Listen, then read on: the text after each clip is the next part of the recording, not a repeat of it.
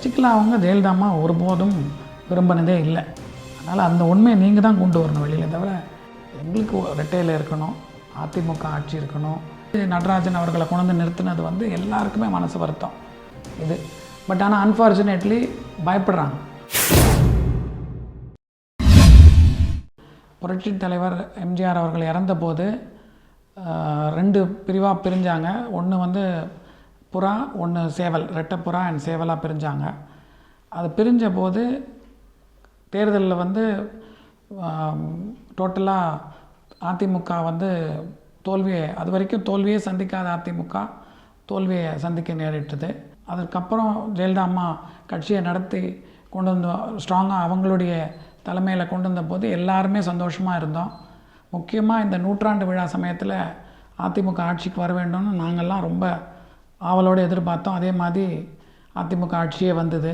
ஆனால் ரொம்ப துரதிருஷ்டமான விஷயம், அவங்க திடீர்னு நம்மளெல்லாம் விட்டு போயிட்டாங்க. அதனால் கட்சி வந்து ஒன்றா இருக்கணும். ஒன்றா இருந்து இந்த 100ஆண்டு விழா மட்டும் இல்லை, புரட்சி தலைவர் விட்டுட்டு போன கட்சியை வந்து ரொம்ப நல்லா நடத்தணும். எங்களுக்கு ரெட்டையில் இருக்கணும், அதிமுக ஆட்சி இருக்கணும். எங்களுக்கு வந்து அந்த ரெட்டையில தான் எங்களுடைய எம்ஜிஆர்னால் ரெட்டையில. ஒவ்வொரு வீட்டில் இருக்கிற ஒவ்வொருத்தரும் எம்ஜிஆர் படம் வச்சுருக்காங்களோ அதே மாதிரி ரெட்டையிலை பார்த்தா சந்தோஷப்படுவாங்க. எங்களுக்கு ரெட்டையில இருக்கணும், நல்லவங்க இருந்து ஆட்சி பண்ணணும். மொத்தமாக எனக்கு தீபா அவங்கள பற்றி இதுக்கு முன்னாடி நான் ரொம்ப அவங்கள பற்றி கேள்விப்பட்டதில்லை. அவங்களுடைய புகைப்படமே இப்போ தான் நாங்கள் வெளியில் பார்க்குறோம். அதனால் எனக்கு அவ்வளோ தூரத்துக்கு தீபாவை பற்றி எனக்கு தெரியல. சசிகலா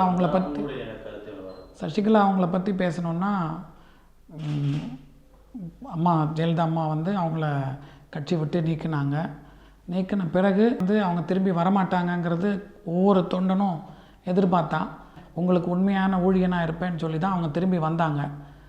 முதல்ல அந்த இதிலேயே வந்து நடராஜன் அவர்களை கொண்டு வந்து நிறுத்தினது வந்து எல்லாருக்குமே மனசு வருத்தம்.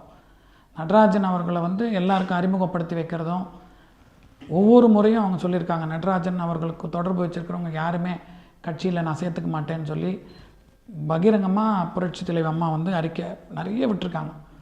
அந்த நிலைமையில் வந்து இவ்வளோ தைரியமாக அவரை கொண்டு வந்து நிறுத்தினது ஒவ்வொரு தொண்டனுக்கும் மனசு வருத்தம் தான். இன்றைக்கி பூரா கட்சிக்காரங்கெல்லாம் வந்து ஒரு பதவியில் இருக்கிறவங்க தங்களை இன்னொரு 4.5 வருஷம் ஆட்சி இருக்குது, அதனால் அவங்கள காப்பாற்றிக்கணுங்கிறதுக்காக தான் அவங்க பின்னாடி போகிறாங்களே தவிர அவங்க வீட்டில் இருக்கிற ஒரு பொம்பளை கூட இந்த அம்மாவுக்கு ஆதரவு தெரிவிக்கவே இல்லைங்கிறது ஓப்பனாக எல்லாருக்குமே தெரியும். சசிகலா அவங்க ஜெயலலிதா அம்மா ஒருபோதும் விரும்பினதே இல்லை.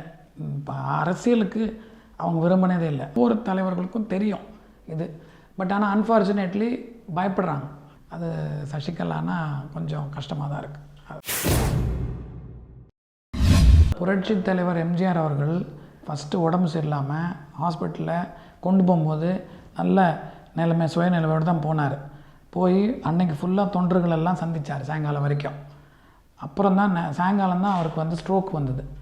அதுக்கப்புறம் ஒவ்வொரு நிமிஷமும் நான் வந்து அப்போது எனக்கு வந்து வயசு 17 வயசு தான், நான் எப்போ வேணாலும் போய் பார்க்கலாம் எல்லாம், அந்த மாதிரி எங்களை வந்து வச்சுருந்தாங்க. அதே மாதிரி இவங்க யாரையும் காமிக்காமல் மறைச்சது ரொம்ப பெரிய விஷயம்.